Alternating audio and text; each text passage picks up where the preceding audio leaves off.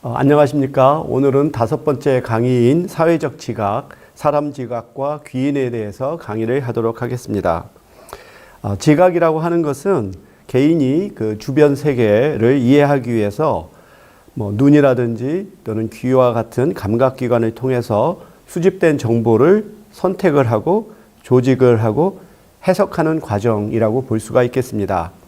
우리가 환경을 이해하고 해석하는 과정은 어떤 자극이 있을 때 그것이 곧바로 우리의 행동으로 이어지는 것이 아니라 자극은 우리의 지각을 통해서 해석이 되고 그에 따라 우리의 행동이 이루어진다라고 볼 수 있겠습니다. 따라서 우리가 사는 세계는 물질적인 세계가 아니고 우리의 해석된 세계다라고 우리가 말을 할 수도 있겠습니다. 이 사람 지각 또는 대인 지각은 타인 또는 대상을 대할 때 그 사람이나 대상에 관한 정보를 수집을 하고 이 정보를 종합해서 전체 인상을 형성하는 과정이라고 볼 수가 있겠습니다. 이것을 좀 더 확장시켜서 사람만이 아닌 어떤 사회적인 현상에 대한 사회적 지각은 사회적 역할, 규칙, 관계, 맥락 또는 타인의 특성에 관한 판단을 내리기 위해서 사회적인 신호를 식별하고 활용하는 것을 의미한다라고 말을 할 수 있겠습니다. 여기서 우리가 영어로 perception은 심리학에서는 지각이라고 하는 용어를 사용하는데 사회학에서는 인식이라고 하는 또 말을 사용하고 있습니다. 그래서 한국인의 정체성 인식 또는 한국인의 통일 인식 이런 식으로도 우리가 이 perception이라고 하는 용어를 인식이라고 하는 용어로 또 사용하고 있습니다. 그러면 우리는 어떻게 지각하는가에 대해서 지금까지의 이러한 심리학을 포함한 사회과학에서 어떻게 접근했는가를 한번 살펴보자면 우선 데카르트의 어떤 이성적인 접근, 이 이성을 통한 우리 인간의 인식을 우리가 살펴볼 수가 있겠습니다. 데카르트는 16세기 그리고 17세기에 활동한 프랑스의 수학자이고 물리학자이고 근대 철학의 아버지라고 말을 할 수가 있겠습니다. 우리가 16세기까지가 우리가 중세라고 할 수 있죠. 그래서 중세에서는 신학이 철학이라든지 우리 인간의 모든 사고를 지배했던 시기였다라고 한다면 이것이 이제 르네상스 시기를 넘어서 이제 계몽주의 시대로 이제 넘어가게 되면서부터는 인간의 이성이 이제 세계를 인식하는 하나의 기본적인 그 방법이 되었는데 이와 같은 계몽주의 시대를 이끈 하나의 철학자가 우리가 데카르트라고 말을 할 수가 있겠습니다. 데카르트가 이런 유명한 말을 했죠. 나는 생각한다, 고로 존재한다. 내가 어떤 것에 대해서 생각하고 의심하는 것은 내가 의심하는 그 자체는 우리가 부정할 수 없죠. 그래서 의심하는 내가 존재하기 때문에 결국은 나는 존재한다라고 하는 말을 할 정도로 그는 이러한 이성이 우리가 세계를 인식하는 그러한 인식의 본질에 있다라고 주장을 하면서 근대 철학의 문을 연 사람이라고 우리가 말을 할 수 있겠습니다.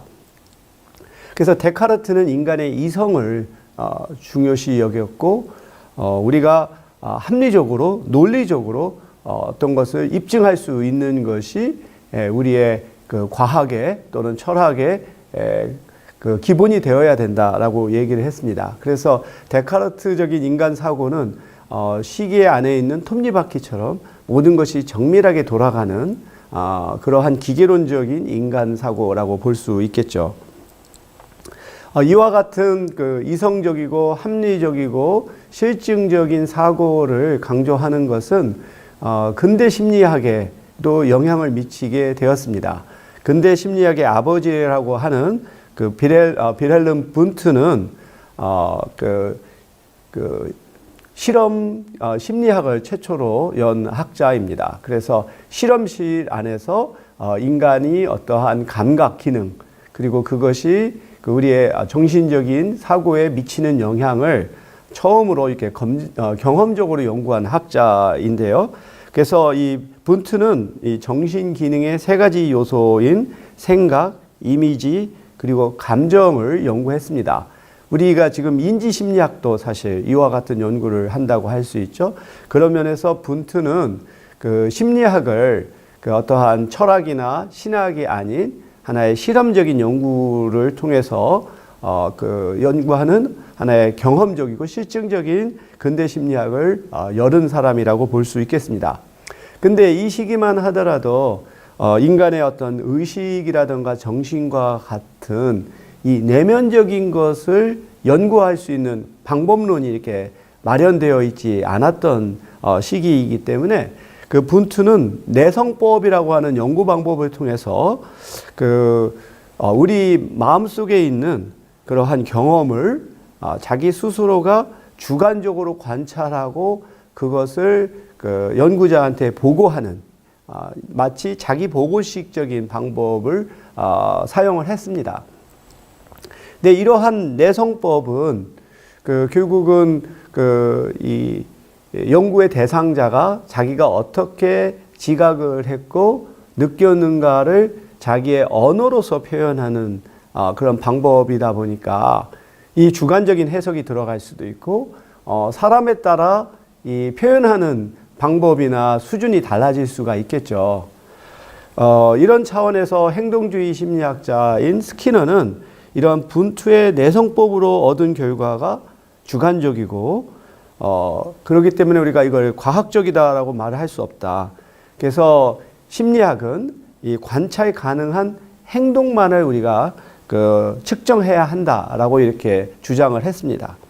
그래서 행동주의 심리학을 이렇게 개발한 왓슨 역시 이 자연과학의 객관적이고 합리적인 실험 방법을 통해서 우리가 인간의 의식을 연구해야 한다라고 이렇게 주장을 했죠.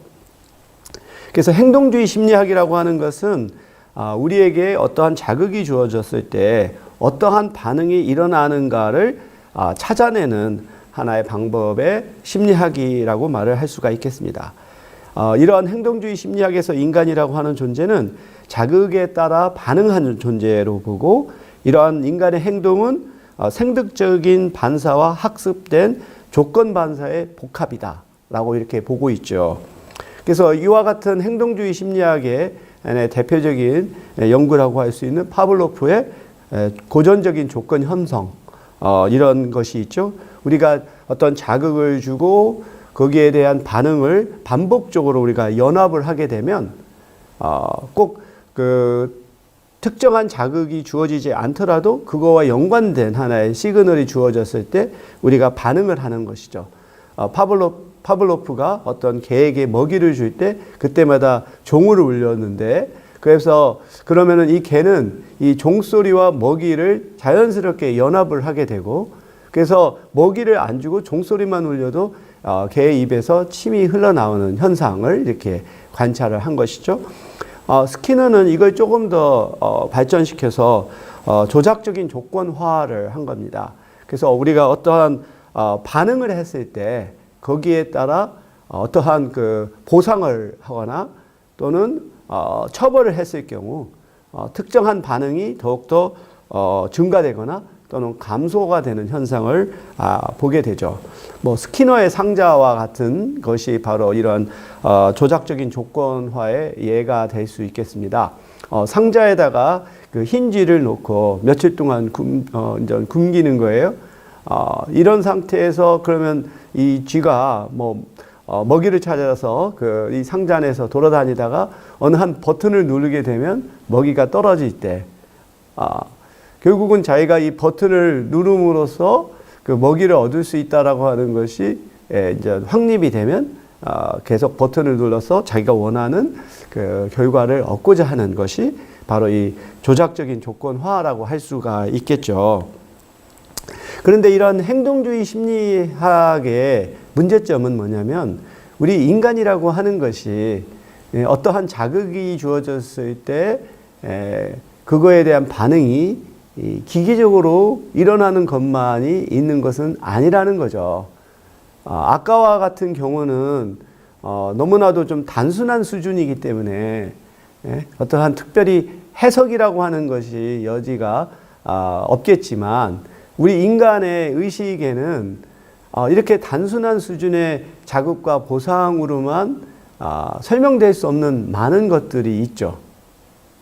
그리고 또 동일한 보상도 반복되다 보면 우리는 실증을 느끼거든요. 그래서 오히려 그런 보상을 준다고 해서 사람들이 더 이상 원하는 행동을 하지 않을 수도 있어요. 그래서 행동주의 심리학이 보다 더 관찰 가능한 객관적인 그리고 합리적인 방법을 도입을 해서 심리학을 한 단계 발전시킨 것은 우리가 인정하겠지만 우리 인간이라고 하는 존재가 이게 단순하게 어떠한 자극과 반응으로만 설명할 수 없는 더 복잡한 정신세계가 있다라고 하는 부분을 우리가 인식을 해야 되겠죠. 이러한 차원에서 게슈탈트 심리학은 이러한 그 기계적인 인간적 사고 또는 행동주의적인 심리학의 사고를 이제 그것들의 한계를 극복하는 새로운 관점을 제기를 합니다. 이 게슈탈트 심리학에서의 가장 중요한 부분은 인간의 정신은 부분이나 요소의 집합이 아니라 전체성과 구조에 중점을 두고 파악해야 한다라고 하는 것이죠. 그래서 우리가 어떠한 형태를 바라볼 때 우리는 그 부분으로서가 아니라 이 부분들이 하나의 전체를 이렇게 구성하는 것으로서 우리는 이해를 한다라고 하는 거예요. 그래서 영어로서 the whole is other than the sum of its part. 그러니까 1 플러스 1이 단지 2만이 아니라 1 플러스 1이 3이 될 수도 있는 그래서 우리가 인간이 기본적으로 어떠한 대상을 바라볼 때 그 대상을 우리 인간이 스스로 이것을 구조화하고 구성을 해서 인식하려고 하는 경향이 있다라고 하는 거예요. 그래서 게슈탈트 심리학의 그 의미는 그 인간의 마음이 수동적으로 주어지는 것이 아니라 적극적이고 능동적으로 구성한다라고 하는 것을 밝힌 것이죠. 그래서 눈으로 들어오는 자극 자체가 지각되는 것이 아니라 관찰자의 의지가 개입돼서 보고 싶은 것을 본다라고 하는 것이 이제 게슈탈트 심리학이 우리에게 주는 중요한 하나의 의미라고 할 수가 있는데요. 그래서 우리가 지각을 하는 데 있어서의 그 조직화의 법칙에 여러 가지가 있는데 대표적으로 한번 5가지만 한번 살펴보도록 하겠습니다. 우리가 이제 게슈탈트 심리학을 잘 설명하는 이미지들이 있죠. 요것들이 하나하나가 우리가 이 사물을 지각하는 그리고 그걸 조직화하는 방식과 관련된 것입니다. 요것들은 이제 좀 설명하겠지만 우리가 가장 아래 오른쪽에 있는 이 그림을 한번 보면 이건 분명히 그냥 점들이 한 면에 흩어져 있는 것인데 우리는 이것을 보면서 스마일이라고 하는 것을 생각을 하죠. 이게 처음부터 이게 스마일이라고 하는 것은 같지 않았겠지만 결국 우리 사람들이 스마일에 대한 하나의 이미지가 있기 때문에 이것이 스마일이 그렸다라고 생각을 한 거죠. 이런 식으로 사물은 그냥 그것과 상관없이 존재할 수 있음에도 불구하고 우리 인간이 바로 그 사물의 하나의 그 규칙 내지 하나의 그 형태를 부여하면서 인식을 한다라고 하는 겁니다. 그래서 첫 번째가 근접성의 원칙인데요. 우리 인간은 시간과 공간 차원에서 근접해 있는 것들을 함께 묶어서 지각하는 경향이 있어요. 그래서 멀리 떨어져 있는 것보다는 가까이 있는 것들이 서로 유사하고 그것들이 하나의 형태를 이룬다라고 생각을 하죠. 그래서 오른쪽에 있는 그림을 볼 것 같으면 이게 두 개씩 나눠져 있다고 우리는 인식을 하죠. 왜냐하면 그 둘 사이에 간격이 있기 때문에 가까이 있는 것은 하나의 그룹이고 떨어져 있는 것은 서로 다른 것이다라고 우리는 생각을 하죠. 두 번째는 유사성의 법칙입니다. 우리는 유사한 자극들을 함께 묶어서 지각을 하죠.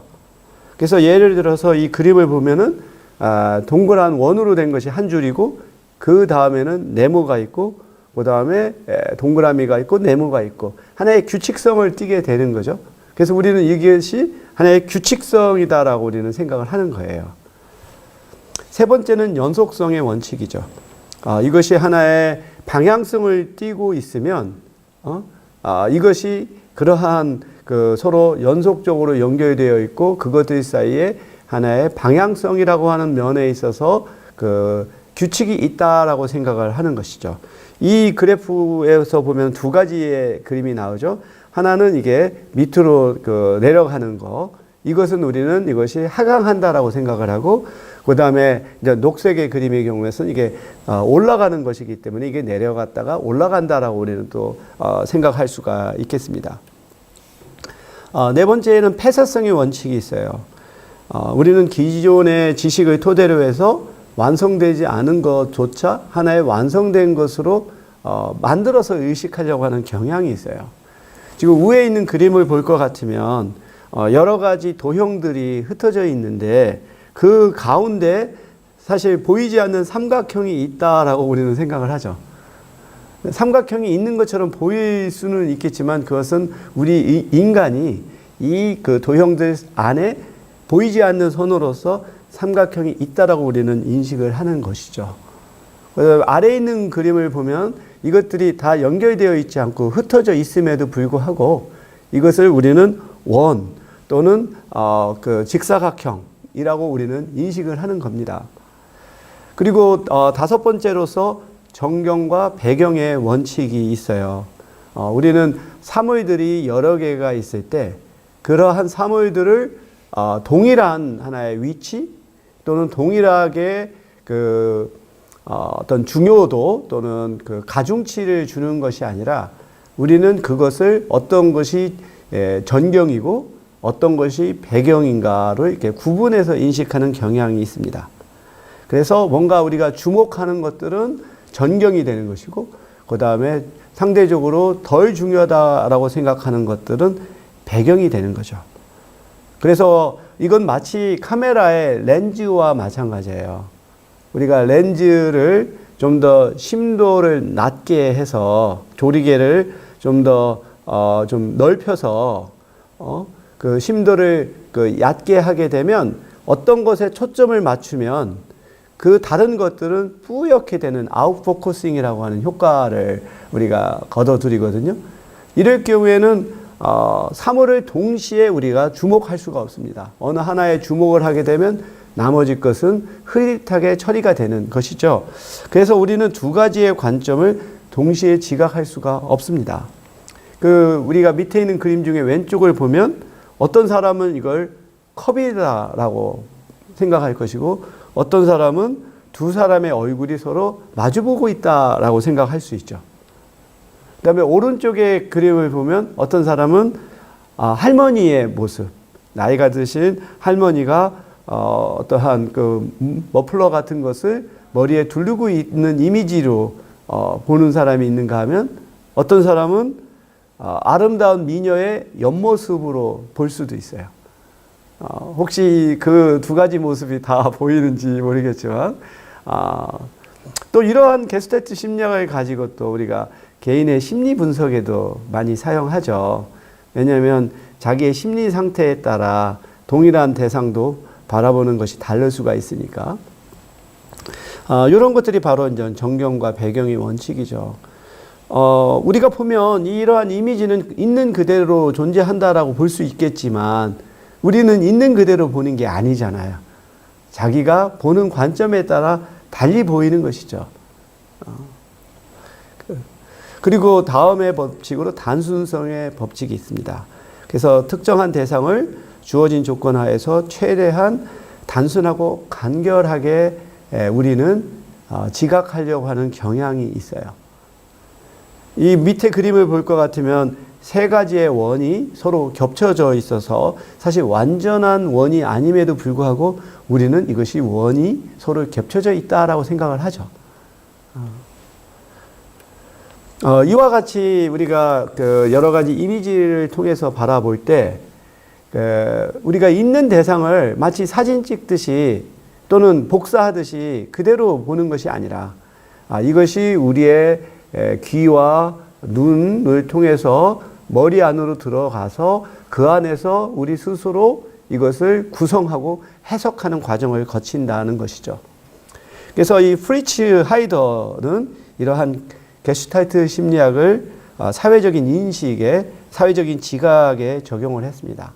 그래서 앞으로 우리가 배울 여러 가지 중요한 개념들이 하이더에 의해서 처음으로 제안이 돼요.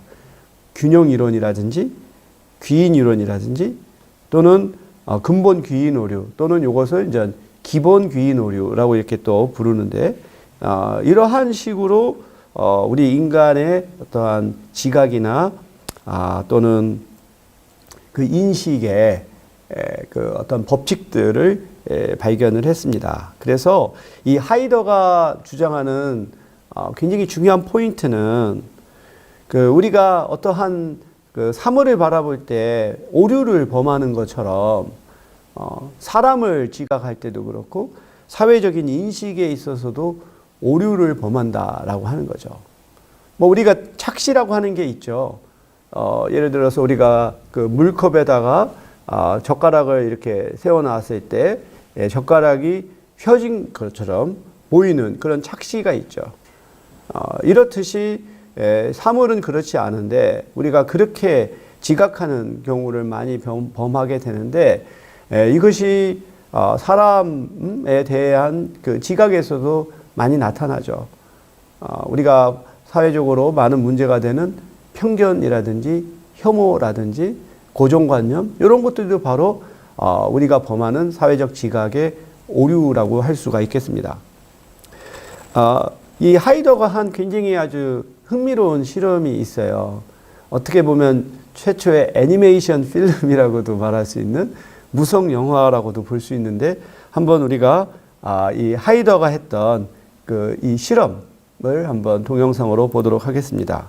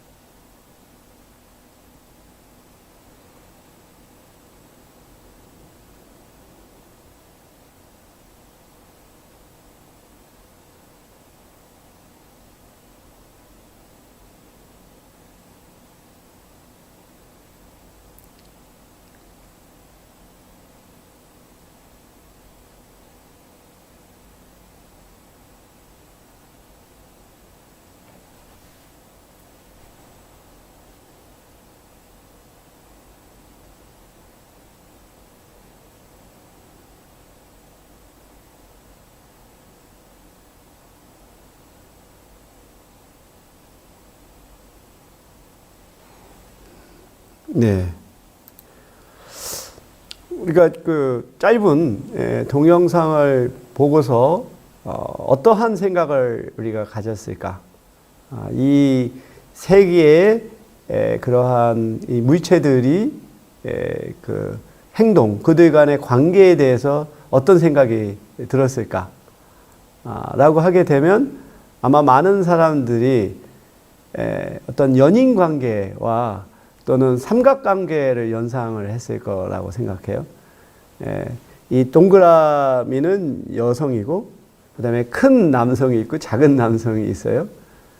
근데 큰 남성이 이제 이 작은 여성을 구애를 하는데 별로 마음에 들지 않고, 도망쳐서 작은 남자와 서로 이렇게 아주 연인 관계로 발전하고, 그것에 화가 나서 막 이 집을 부수는 이런 것으로 생각을 하죠.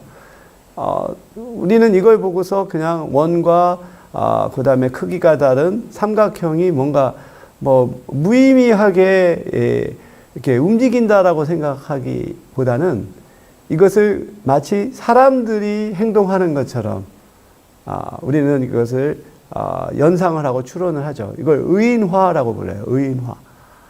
우리는 비인간적인 존재를 하나의 사람으로서 이렇게 의인화해서 그 사람들 간에 나타나는 특성을 바로 이러한 비인간적인 대상에게도 유추하는 경우가 있죠.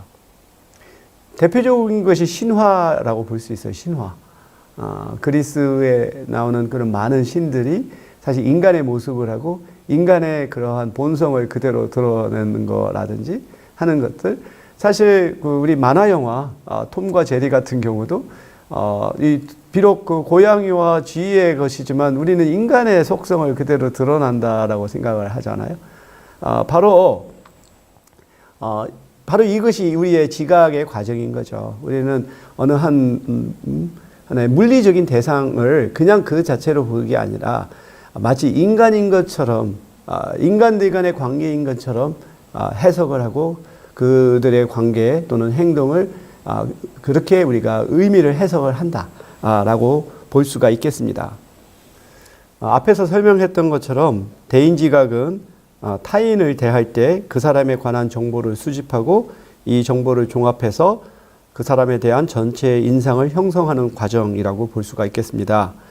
프린스턴 대학교 심리학자인 윌리스와 토도로프 교수에 따르면 우리가 처음 만나는 이방인의 얼굴을 통해서 그에 대한 첫 인상을 형성하는데 불과 0.1초 만의 시간이 소요된다라고 합니다. 정말로 눈 깜빡할 사이에 우리는 그 사람의 얼굴 모습이나 또는 옷이라던가 이런 것들을 통해서 그에 대한 인상을 형성한다라고 하는 것이죠.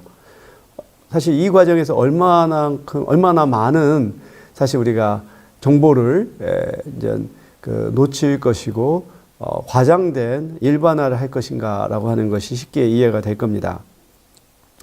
그래서 우리가 이렇게 짧은 시간에 인상에 대한 우리의 인식을 갖게 되는 그 과정에서는 결국은 최소한의 정보만을 가지고 빠르게 그에 대한 인상을 형성하기 때문에 어떠한 특별한 하나의 효과들에 우리가 초점을 두는 경향이 있습니다. 이런 것들에는 첫 번째가 특출성 효과 또는 현저성 효과라고 하는 거예요.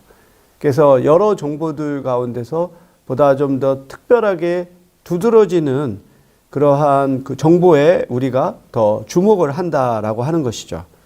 이것은 앞에서 우리가 보았던 것처럼 전경 배경 원리가 또 작동을 해요. 앞에 나와 있는 것이 우리의 주목을 받고 뒤에 있는 것은 우리는 좀 더 무관심하게 되는 거죠. 이 아래 밑에 이제 태권도 그 사진이 있는데 여러분의 시선은 제일 먼저 어디로 가고 있을까요? 다시 한번 이 사진을 한번 보면 무의식적으로 여러분이 시선이 모여지는 곳이 있을 겁니다. 이 사진을 좀 더 크게 보면 우리는 이 가운데, 이 격파되는 것에 우리가 주목을 하죠. 나머지 뒤에 있는 그림은 우리는 무슨 그림이 글자가 써 있는지 우리는 알 수 없어요. 사실 여러분 여기서 이 선수의 손에 대해서 주목하는 사람 별로 없을 겁니다. 그렇죠? 우리는 이 격파되는 이 장면, 이것에 우리는 주목을 하죠. 그것이 두드러지니까. 그래서 이러한 특출한 정보가 우리의 관심을 끄는 이유는 특출한 정보가 하나의 원인이 되고 그로 인해서 어떤 결과가 나타난다라고 해석하기 때문에 그런 것입니다. 그리고 이러한 특출한 정보는 그 사람의 특성 중에 중요한 것을 드러낸다라고 우리는 생각을 해요. 우리가 웰컴 투 동막골이라고 하는 영화가 있어요. 한국전쟁 당시에 강원도에 추락한 그 미군기가 있는데, 이 미군들을 이렇게, 이제 동네로 이렇게 이끈 여성이 이 여성이에요. 근데 이 여성은 약간, 머리에 나사가 좀 풀려 있는, 그러한 여성이죠. 근데 이 여성의 그 머리에 꽃이 꽂혀져 있어요. 그래서 머리에 꽃을 꽂은 여자다라고 하면 우리는 이 여성의 주목을 할 때 왜 머리에 꽃을 꽂았지? 라고 하게 되고 이러한 행위가 그 여자에 대한 우리의 인상을 형성을 하게 되는 거죠. 그리고 두 번째 효과는 부정성 효과라고 하는 것입니다. 우리 인간은 어떤 정보를 접할 때 긍정적인 정보도 있고 부정적인 정보도 있죠. 이럴 때 부정적인 정보에 훨씬 더 주목을 한다라고 하는 거예요. 이러한 것은 사실 우리 인간의 진화 과정 속에서 학습된 결과라고 볼 수 있어요.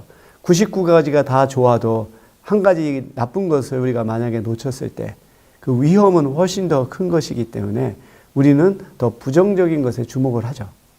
아마 이런 것이 뉴스에 그 대부분이 부정적이고 문제적인 것만 보도가 되고 긍정적이고 미담이 잘 보도가 되지 않는 것이다라고 볼 수도 있죠. 그러다 보니까 뉴스는 좀 더 센세이셔널한 사람들의 주목을 끌만한 것들을 이렇게 초점을 두는 경향이 있습니다. 그리고 세 번째로는 그거와 반대되는 긍정성 편향이라고 하는 것이 있어요. 특히 이것은 사람에 대한 지각에 있어서 나타나는 현상인데 우리는 그 사람에 대해서 특히 이제 자기와 어떤 직접적인 관계가 없었던 좀 더 일회성적이고 중요도가 낮은 그런 관계를 맺은 사람에 대한 기억을 할 때 되게 긍정적으로 그러니까 인식하는 경향이 있어요. 여러분이 일본을 방문했을 때 일본 여행 경험이 있을 텐데 일본 사람 어땠어요? 하면 대부분의 사람들이 친절했다라고 얘기를 할 겁니다. 또 외국인들이 한국을 방문해서 한국인들 어때요? 라고 질문하면 한국 사람 참 친절해요. 정이 많아요. 이렇게 얘기하죠. 일부러 잘 보이기 위해서 한다라기보다 대개 우리는 바로 이렇게 자기를 둘러싼 사람이나 사물들을 보다 좋고 긍정적으로 평가하는 경향을 갖고 있고 특히 우리가 과거에 대해서 이 낭만화시키는 로맨티사이즈 하는 경향이 있죠. 내가 살았을 때가 가장 인간적이고 좋았던 시기로 기억하는 경향도 바로 긍정성 편향이다라고 우리가 볼 수 있겠습니다. 그리고 다음의 효과는 초두 효과 또는 최초 정보 효과라고 볼 수 있어요. 어떤 정보가 주어졌을 때 처음에 우리에게 주어지는 정보가 우리 인상 형성에 더 큰 영향을 미치는 거죠. 그래서 그 이후에 주는 정보는 그다지 우리의 인상을 바꾸지를 못해요. 그래서 우리가 첫인상이 중요하다라고 말하잖아요. 0.1초 만에 형성된 인상이 그것을 바꾸는 데는 굉장히 많은 시간과 노력이 든다라고 볼 수가 있어요. 그래서 솔로몬 애쉬라고 하는 심리학자가 이런 실험을 했어요.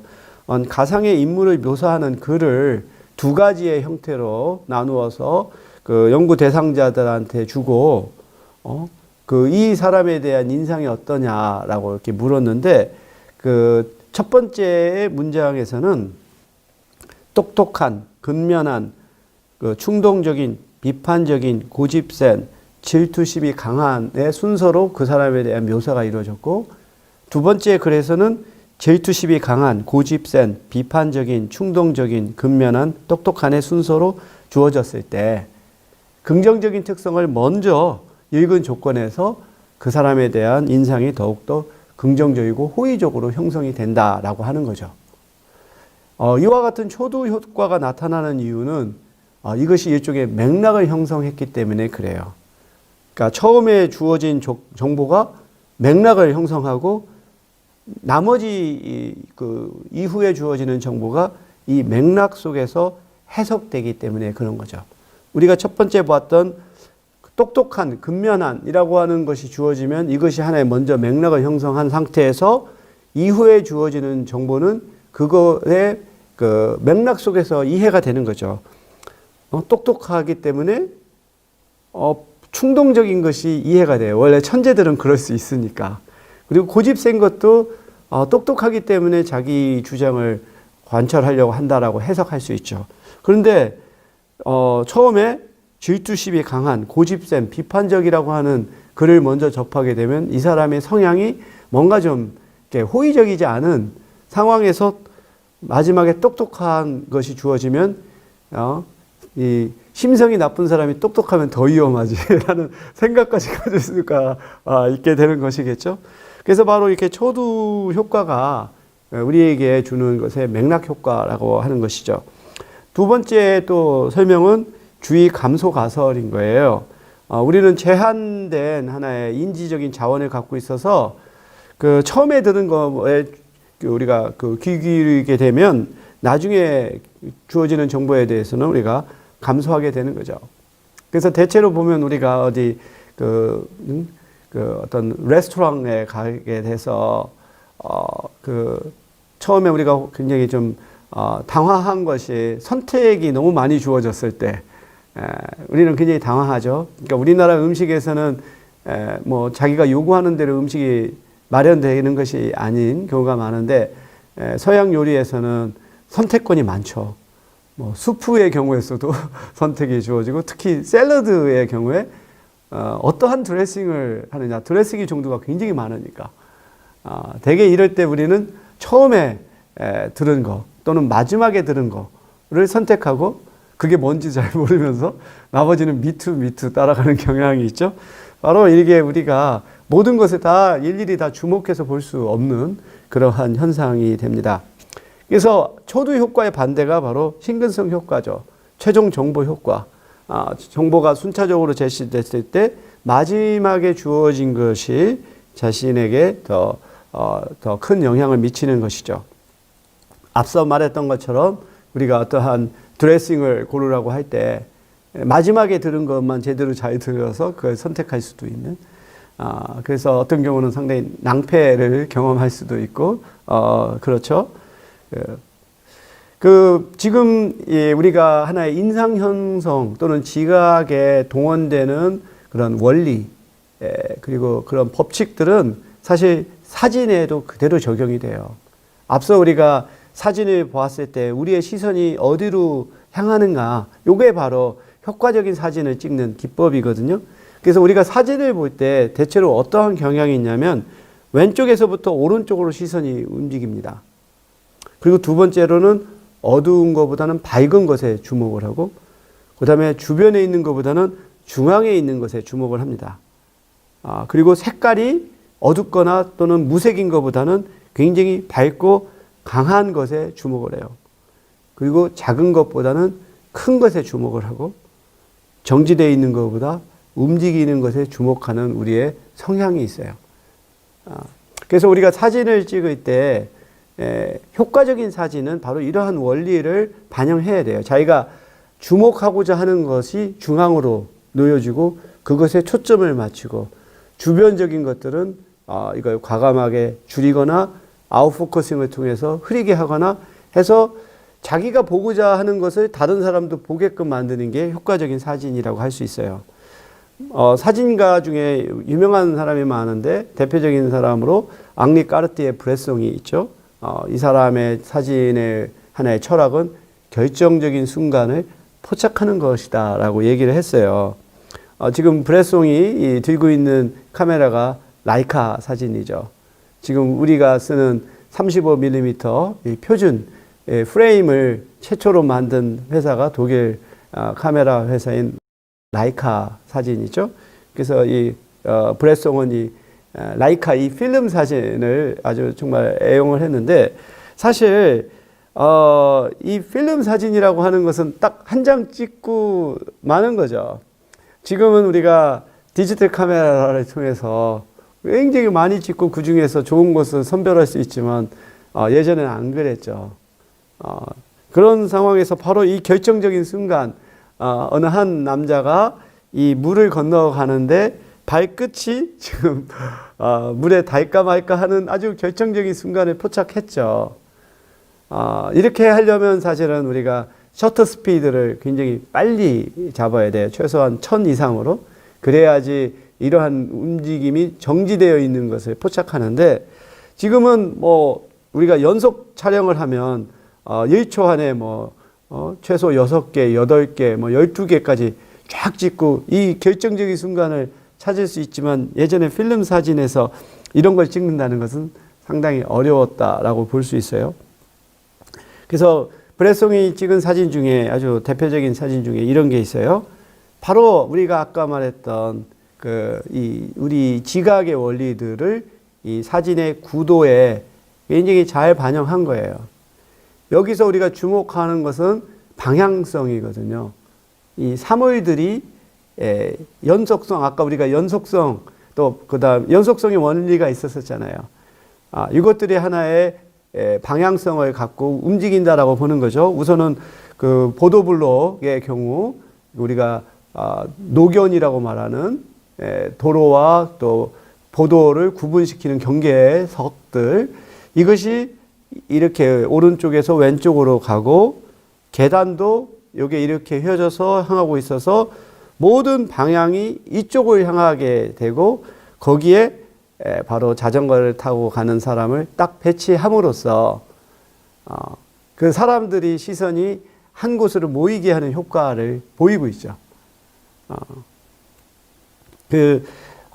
브레송은 이 순간을 기다린 거예요. 결정적인 순간을 누군가가 이렇게 자전거를 타고 가든 걸어가든 그 지점에 오는 순간을 기다렸다가 그 순간을 찍은 것이다 라고 볼 수 있습니다. 우리가 영화 신들러 리스트에서 보면 흑백 사진인데 가장 주목하고 하이라이트 싶을 때 이 소녀가 빨간 외투를 입고 있는 모습을 찍게 했을 때 자연스럽게 사람들의 시선은 이 중앙에 있는 빨간 옷을 입은 여성의 어린아이에게 시선이 모이게 되죠. 그래서 사진을 찍을 때 가장 어찌 보면은 안전하고 확실한 방법은 그 세 가지의 B라고 해. 3B를 사진에 담으면 모든 사람이 그 사진을 보고 좋아한다는 겁니다. 3B. 첫 번째가 베이비. 어린아이 사진은 누구나 좋아해요. 두 번째 B는 뷰티. 아름다운 여성이 있으면 사람들은 주목을 합니다. 그 다음에 세 번째 B는 비스트. 동물입니다. 그래서 어린 여자아이가 예쁜 강아지를 안고 있다. 이건 확실한 거죠.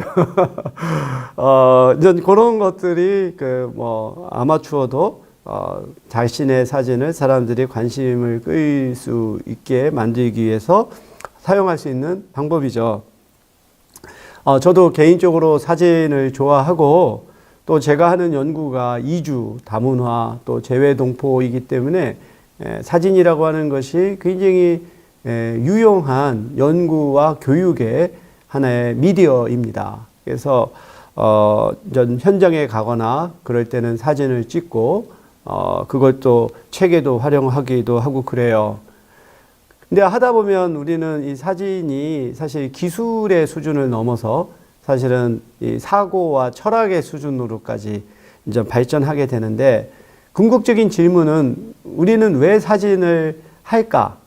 저는 여기서 doing photography라고 하는 용어를 썼어요. 사진을 찍는다는 것이 아니라 사진을 한다라고 하는 보다 포괄적인 의미를 사용하고자 하는데, 왜 우리는 사진을 할까?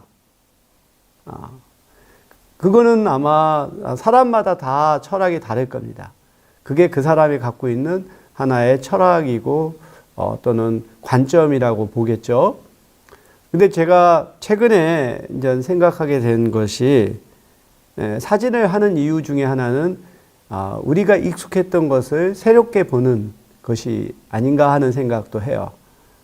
이것도 사진을 바라보는 관점 중에 하나일 거라고 생각을 하고, 그런 생각을 하게 된 게 우연하게 제가 지난주에 토요일에 학교에 왔다가 저녁 시간이 돼서 집에 가는 길에 우리 그 중앙광장 하고 우리 그 본관 그 사이에 이러한 관목이 있어요. 이 관목이 있는데 이 관목을 제가 이렇게 이제 그 일반 카메라로 찍었죠. 일반 표준 하나의 모드로. 저는 이 왼쪽 사진을 봤을 때 느낌은 예전에 중학생들이 그 스포츠 머리 깎은 것이 연상이 돼서 이 관목을 깎아 놓은 것이 마치 이런 군인들이나 예전에 중학생들의 스포츠 머리 깎은 것과 같은 이미지가 생각이 나서 찍었어요. 근데 그리고 나서 이걸 이제 라이트룸이라고 하는 이 보정 프로그램을 통해서 한번 색감을 조정을 하면서 정말 내가 보지 못했던 것을 보게 됐어요. 밑에 있는 그 줄기가 이러한 보라색이 있었었나? 그리고 위에 보면은 노란 꽃망울들이 있었는데 우리가 표준 모드로 했을 때는 보지 못했던 걸 색감을 조정을 하면서 보지 못했던 것이 나타나더라고요. 그러면서 이제 생각한 게 보이는 것이 다가 아니다. 그래서 어떻게 보면 우리가 사진을 통해서도 바로 우리가 그냥 스쳐 지나갈 수 있는, 또는 우리는 너무 익숙하기 때문에 당연한 것이라고 생각하는 것을 좀 더 비틀어서 새로운 관점에서 볼 수 있는 것도 사진을 하는 중요한 하나의 의미 또는 가치일 수도 있겠다. 이런 생각을 해 보았습니다. 그래서 우리가 다양한 정보를 접했을 때 이 제한된 시간과 우리 인간의 제한된 능력을 가지고 처리하는 데서는 여러 가지 방법을 사용을 하게 돼요. 첫 번째가 범주화입니다. 제가 아마 사회심리학의 이론을 설명을 할 때 또 잠깐 소개를 했었던 개념인데요. 우리는 어떤 사람이나 또는 사물을 지각을 할 때 그 개개의 특성을 가지고 우리가 면밀하게 관찰하고, 그래서 그 인상을 형성하는 것이 아니라 그가 속해 있는 집단의 특성을 가지고 그 개인의 특성으로 추론하는 경향이 있습니다. 이렇게 되면 굉장히 우리는 빠르게 생각할 수 있죠. 이 사람이 남자냐 여성이냐, 나이가 청년이냐 중년이냐 노년이냐, 인종이 어떠냐, 또는 그의 외모에서 비춰지는 계층이 어떠냐라고 하는 그런 범주들을 순식간에 동원해서 이 사람은 이런 특성일 거다라고 우리는 예측을 하죠. 그리고 상당한 경우에 그것은 나름대로 충분히 설명하는 경우가 많아요. 하지만 이런 과정에서 오류가 발생하는 거죠. 두 번째로는 우리가 사람들의 특성을 추론할 때 주로 여러 가지가 있겠지만 그 사람의 지적인 능력과 그 다음에 대인관계라고 하는 이 두 가지 측면을 가지고 그 사람에 대해서 그 사람의 특성을 추론을 한다라고 하는 것이죠. 네, 이것이 이제 문화권마다 차이를 보이는데, 집합주의 문화권에서는 사람의 대인관계 능력을 중시하고, 개인주의 문화권에서는 이 개인의 자율성과 독립성을 중시하는 경향이 있다라고 하는 거죠. 그래서 한 문화권에서 다른 문화권으로 옮기게 되면 이런 문화적인 충격, 문화적인 차이를 경험하게 돼요. 특히 동양권의 문화에서는 자기 자신이 잘났다라고 하는 것을 드러내는 것이 금기시되고, 오히려 자신의 부족한 것을 드러내는 겸양의 미덕이 있죠. 근데 이런 식으로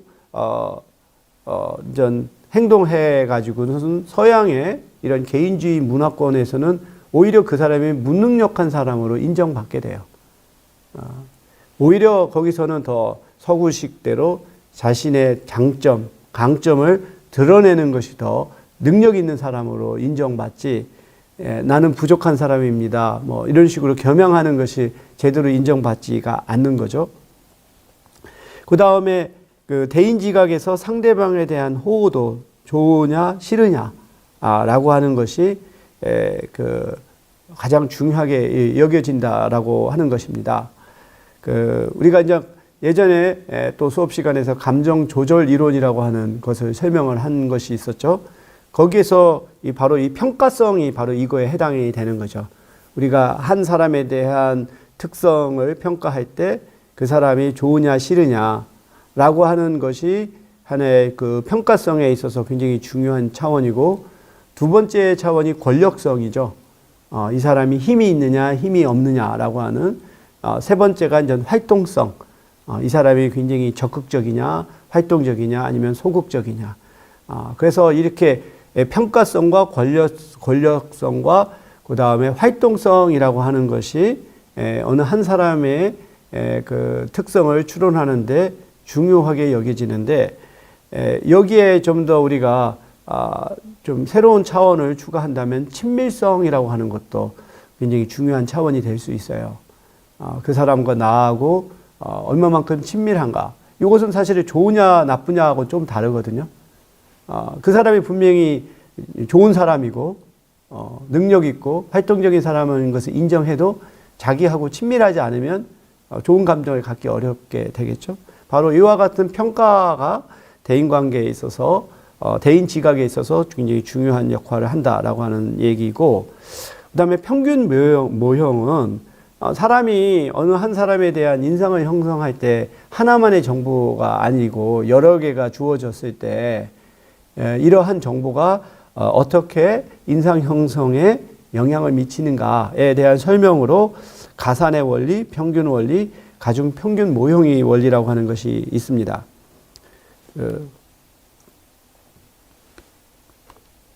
이 가산의 원리와 평균의 원리에 의한 계산의 예가 있는데요.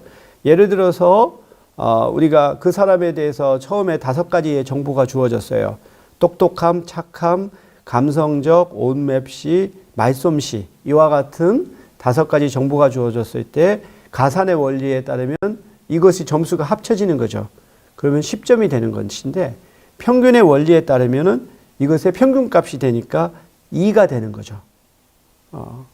이 경우에서는 가산 원리보다 평균 원리로 우리가 계산할 때 인상이 덜 좋게 형성되는 경향이 있다는 겁니다. 그런데 만약에 이 5가지 외에 새로운 정보가 추가가 됐을 경우, 그 가산의 원리에서는 이게 그 유머 감각이라고 하는 점수가 주어지면 이것이 11점으로 느는 데 비교해서 이 평균의 원리에서는 1.83 정도로 아주 그 변화가 적은 거죠. 그래서 그 어떤 평균의 원리를 사용을 할 때 새로운 정보가 추가돼서 됐을 경우에 인상의 변화가 크게 일어나지 않는다라고 우리가 말을 할 수가 있겠습니다. 그러면 어떤 것이 우리 인간들이 다른 사람에 대한 인상을 형성할 때 작동하느냐 하면, 그 사람에 대한 인상 형성에 있어서는 평균의 원리가 작동한다라고 하는 거죠. 그렇기 때문에 일단 한번 첫인상이 형성된 후에 새로운 정보가 계속 주어진다고 해서 그것이 변화가 크게 일어나지 않는다는 거예요. 그 다음 모형에서는 이러한 정보가 다 동일하게 중요하지 않고 어떠한 정보는 더욱더 크게 영향을 미친다라고 하는 게 바로 가중평균 모형이죠. 그래서 자신이 중요시하는 특성에 더 가중치를 두어서 인상을 형성하는 거죠.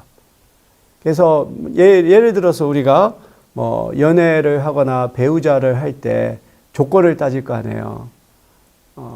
뭐 남성의 경우에서는 첫 번째 드는 게 외모라고 하잖아요.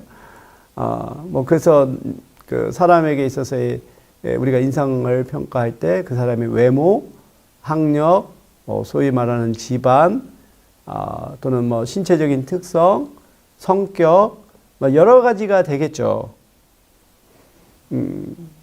이럴 경우 만약에 우리가 평균의 원리를 적용을 한다면 자기의 마음에 드는 사람을 찾기 정말 어려울 거예요. 그렇죠? 그래서 되게 연애를 못하거나 또는 결혼을 못하는 사람들의 특성 중에 보면 모든 것을 다 중요시 여기기 때문에 그런 완벽한 존재를 찾기 어렵죠. 그래서 어느 한 사람은 이 연애의 원칙으로 제기한 게 이상형 대신 기피형을 정하라. 그래서 자기가 도저히 수용할 수 없는 것들을 보고 그것이 상대적으로 적은 사람하고 연애를 하거나 결혼하는 것이 좋다라고 하는 거죠. 결국 우리는 이 취사 선택을 할 수밖에 없어요. 모든 경우에 다 그렇죠. 단지 뭐 연애나 결혼 말고도 학교를 정하는 것도 그렇고 또 직업을 정하는 것도 그렇고 회사를 정하는 것도 그렇고 결국은 우리는 자기에게 주어진 조건 하에서 어떤 것을 더 중요시 여기고 어떤 것을 덜 중요시 여기는지 그런 것을 고려할 때 결국은 선택을 할 수밖에 없는 거겠죠. 근데 그것이 이제 사람마다 다른 거죠. 어떤 것이 우선순위가 되는지 그거에 따라 순간의 선택이 평생을 좌우한다라고도 말을 할 수 있겠습니다. 그 다음의 원칙으로서는 일관성의 원칙이라고 하는 겁니다. 우리는 주어진 정보 사이에서 어떠한 그 일관적인 하나의 그 패턴을 유지하고자 하는 것입니다. 그래서 앞서 우리가 말한 것처럼 좋다, 싫다와 같은 평가가 가장 중요한 원칙이기 때문에 이 차원을 중심으로 해서 나머지 특성들을 우리가 해석하는 경향이 있다는 거예요. 그래서 만약에 우리가 좋아하는 사람이 빨리 걸으면 그 사람 민첩하다. 그런데 싫어하는 사람이 빨리 걸으면 조급하다. 그래서 우리 한국인들이 근면하면 그것은 굉장히 바람직한 거고 일본인들이 근면하면 그건 이코노믹 애니멀이 되는 거죠.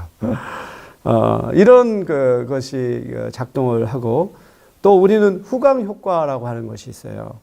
그래서 어떠한 사람에 대한 긍정적인 그 인상이 그와 관련된 다른 사람에게도 이게 전이가 되는 마치 우리가 부처님의 그림 뒤에 후광이 비치는 것처럼 바로 부처님의 그 인상을 자신과 연결시키려고 하는 거죠. 지금 선거철인데 보면은 되게 이런 후보자들이 이 후광 효과를 보려고 하는 거죠. 그래서 뭔가 그 사람에 대한 좋은 이미지가 있으면 그걸 자기와 연관시켜서 만약에 지금 현직 대통령이 지지도가 높다 그러면은 그와 함께 찍은 사진을 이렇게 내놓는다든지 하는 방식으로 우리는 후광 효과를 거두려고 하고 특히 광고와 같은 마케팅에서 이게 굉장히 두드러져요. 그리고 여러 가지 경험적인 연구에 따르면 우리나라 사람들이 후광 효과에 상당히 약한 것으로 알려져 있어요. 그래서 우리나라 광고를 보면 굉장히 비싸게 돈을 주고 유명한 연예인들을 광고 모델로 쓰는 경향이 많습니다. 그러니까 그 팔려고 하는 상품의 어떠한 그 특성과 상관없이 그냥 어느 한 특정한 광고 모델이 나와서 그냥 일반적인 이미지를 이렇게 전달하는 광고가 우리나라에는 굉장히 많아요. 그만큼 우리나라 사람들이 이런 것에 상당히 영향을 많이 받는다는 것인데 우리가 미국이라든가 다른 유럽의 그러한 광고를 보면 유명 연예인이 나오는 경우는 많지 않고 그 이름은 잘 안 알려진 광고 모델들이 그 상품에 또는 서비스의 메시지를 전달하는 데 주목하는 경우가 많죠. 그런 하나의 문화적인 차이도 있다고 합니다. 그리고 우리는 또 인상 형성을 지속하려고 하는 경향이 있어서 처음 인상을 형성했던 내 영향을 미친 구체적인 사건이 잊혀져도 그가 가진 전체적인 인상이나 성격에 대한 추론은 여전히 유지되는 경향이 있어요. 예를 들어서 우리가 어느 식당에 갔을 때 마침 자기가 그 식당의 종업원에서 받은 서비스가 상당히 좀 불친절했다라고 하는 인상을 갖게 되면 다음에 자기가 거기에 가더라도 그 서비스가 달라졌어도 처음에 그 식당에 대한 인상이 쉽게 바뀌어지지가 않죠. 이런 부분들이 바로 우리가 갖는 하나의 성향입니다. 그래서 많은 부분들이 사실은 맥락 효과와 연관이 되어 있어요. 이게 맥락 효과라고 하는 것이 별도의 효과라기보다 앞서서 말했던 것과 이게 시간적으로나 공간적으로나 내용적으로 일관되고 지속되는 얘기는 사실은 이게 맥락이라는 것이거든요. 바로 그 동일한 하나의 특성이라 하더라도 그것이 어떠한 상황에 처해져 있느냐에 따라 우리에게 주는 그 의미가 달라지는 것이죠. 그래서 이러한 맥락 효과는 일상생활에서 어떤 단어를 인식하거나 학습하거나 기억하는 데 영향을 미치고 특히 마케팅이나 소비자 행동에 있어서 매우 중요한 영향을 미치죠. 그래서 고급 아주 굉장히 값비싼 명품을 파는 데는 그것의 희소성을 이렇게 드러내는 방식으로 마케팅을 하죠. 뭐 예를 들어서 샤넬이든 또는 루이비통 같은 경우 보면 전시회를 할 때 이 전시 부스에 딱 하나의 상품만을 전시하거나 또는 들어오는 이런 입장객의 수를 제한하죠. 그래서 많은 사람들이 오랜 시간 줄을 서서 들어가야 돼요. 이것은 바로 그 상품에 대한 희소성, 높은 가치를 하나의 만들어내는 하나의 맥락을 만들기 위한 하나의 장치라고도 볼 수 있어요. 우리가 백화점에 가면 이제 거기서 판매되는 옷을 여러 가지로 구분할 수 있죠.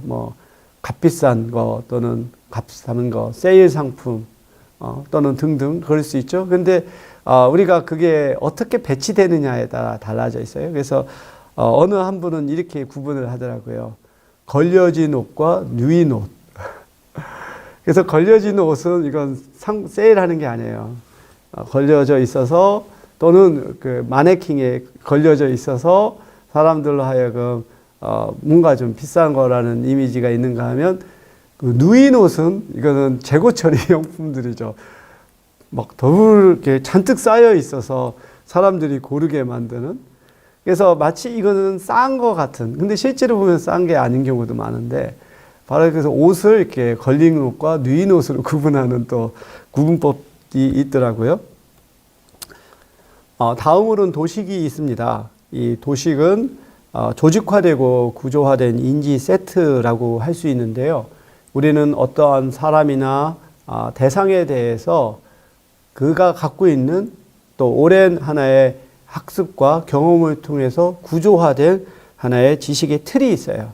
이것을 가지고 그 사람을 보는 거죠. 이건 마치 하나의 틀과 같아서 우리가 별 모양의 그런 틀을 가지고 밀가루를 찍으면 별 모양만 나오고 동그란 원 모양의 틀이 있으면 원 모양만 나오는 거죠.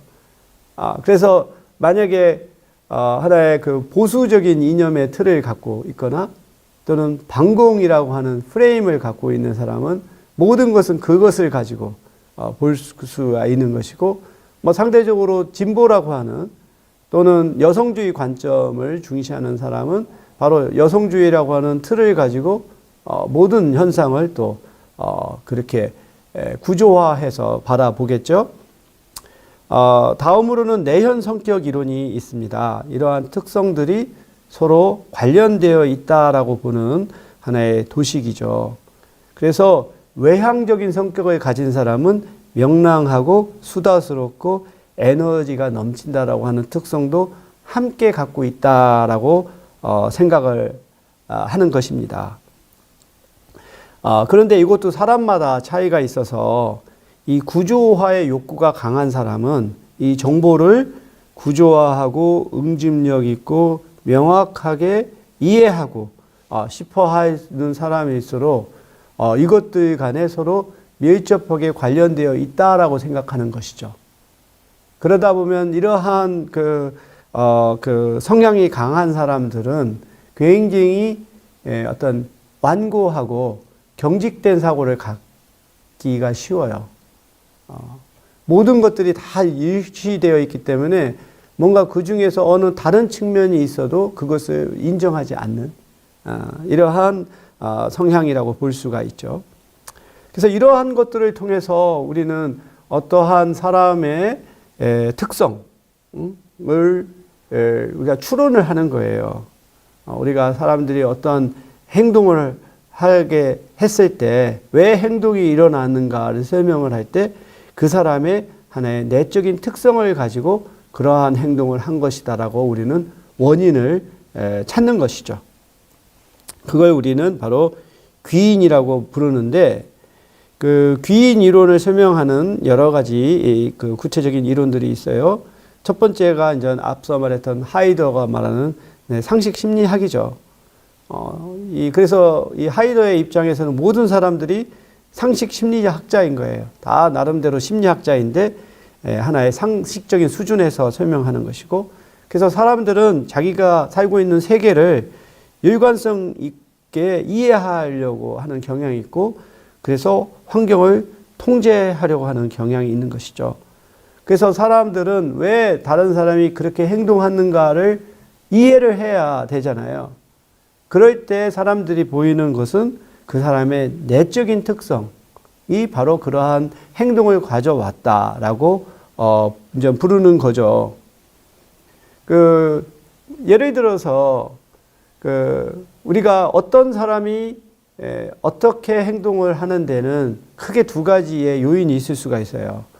하나는 그 사람의 내적인 속성 때문일 수가 있고, 두 번째로는 상황적인 것이 그렇게 할 수가 있어요. 예를 들어서 우리가 어떤 낯선 곳에 갔을 때 길을 모를 경우 지나가는 사람한테 그 시청 어디로 가야 돼요? 라고 물었을 때 그 사람이 대답도 안 하고 그냥 지나가 버렸다. 이렇게 불친절한 행동을 봤을 때 우리는 어떻게 그 사람에 대해서 추론할까요? 이 사람은 굉장히 성격이 못됐네. 원래 분칠절한 사람이야. 라고 해석하기가 쉽죠. 이것이 이제 상식적인 설명입니다. 사람들은 사람들이 어떤 행동을 했을 때 그 행동에 대한 원인을 그 내적인 데서 찾는 경향이 일반적이에요.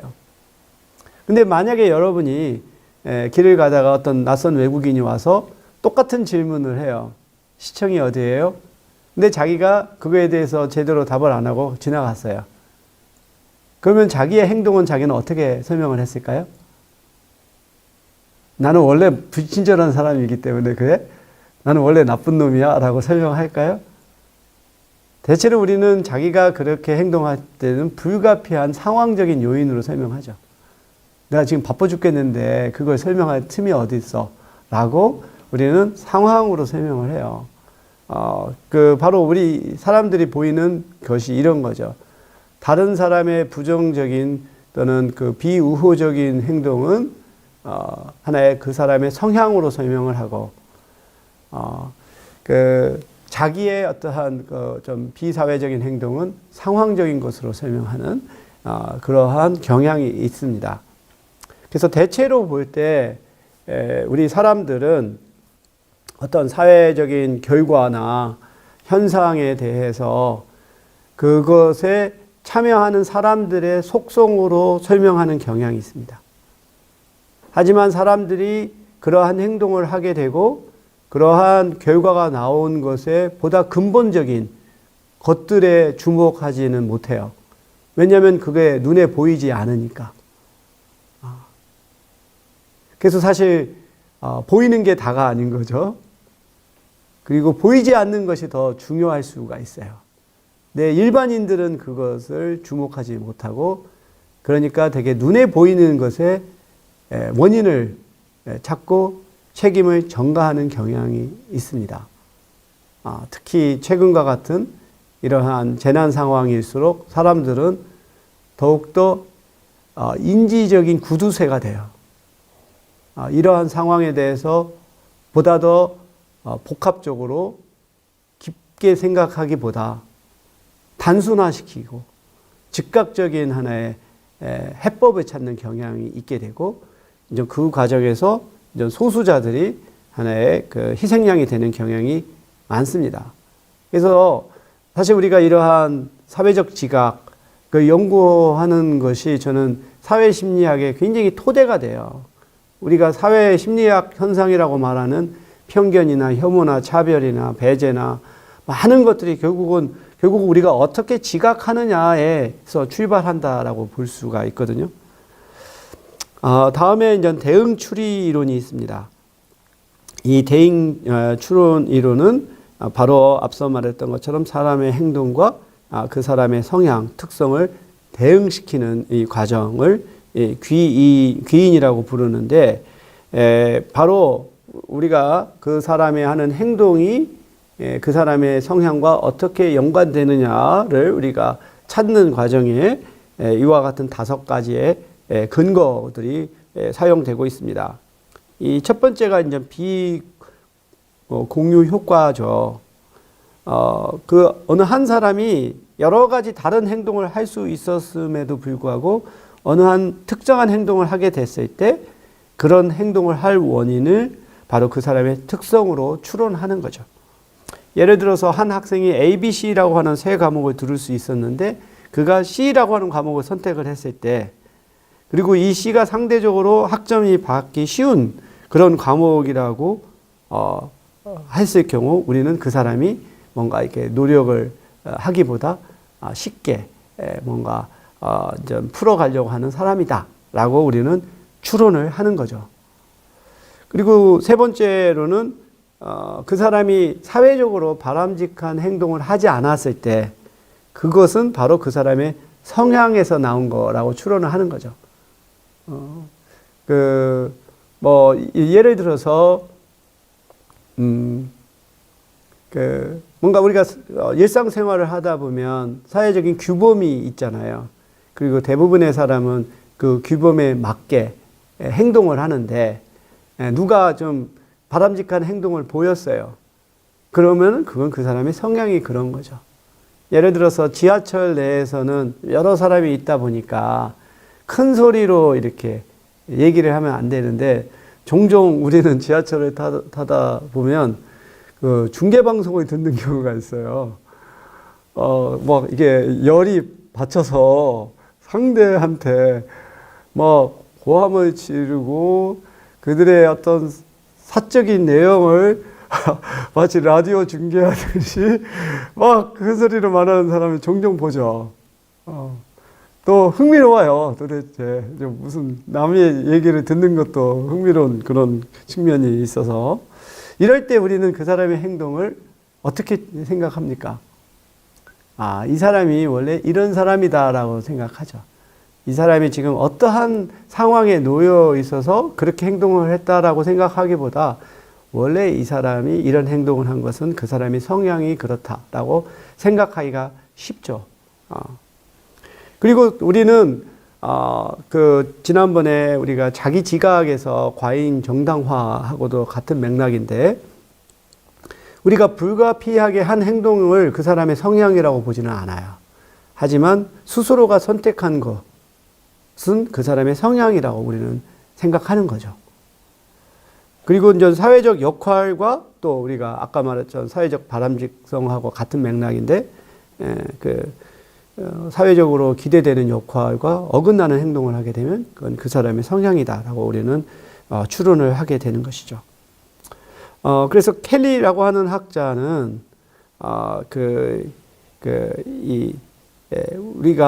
우리에게 주어진 정보가 있을 때 이러한 정보가 서로 이 연관이 되어서 같이 상호작용을 통해서 우리가 어떤 행동을 하게끔 한다라고 하는 이러한 공변 모형이라고 하는 것을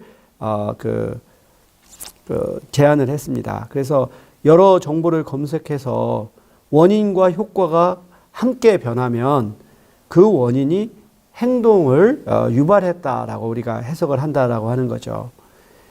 이럴 경우에서는 그 자극의 대상과 행위자와 맥락에 있어서 이 세 가지 정보가 여러 가지 방식으로 조합이 돼요.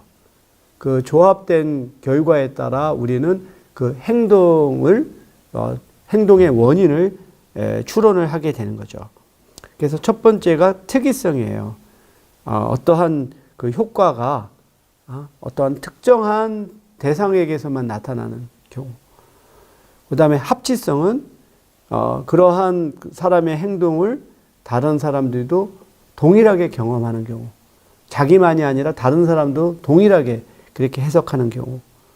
그리고 일관성, 그리고 행동을 한 사람이 그때만이 아니라 계속해서 지속적으로 행동을 하게 될 때 왜 그 사람이 그렇게 행동을 했는가에 대한 설명이 나오게 된다는 거죠.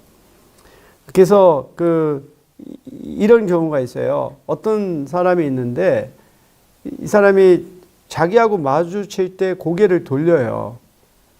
그러면은 좀 불쾌할 수 있죠. 왜냐하면 고개를 돌린다는 것은 자기와 시선을 마주치는 것을 회피한다는 것이고, 그거는 자기에 대한 어떠한 나쁜 감정이 있어서 하는 행동이라고 비춰질 수 있잖아요. 그러면 이 사람이 왜 그런 행동을 하는가에 대해서 우리는 추론을 해야 되잖아요. 그 추론한 거에 따라 우리가 그 사람하고의 관계가 결정되는 것이죠. 그런데 이 사람이 그런 행동을 할 때 이것이 특이한 행동이냐 아니냐, 이게 나만 볼 때만 고개를 돌리는지, 그런 이 사람은 나뿐이 아니라 다른 모든 사람을 볼 때도 고개를 돌린다 하면은 그건 특이한 행동이 아닌 거죠.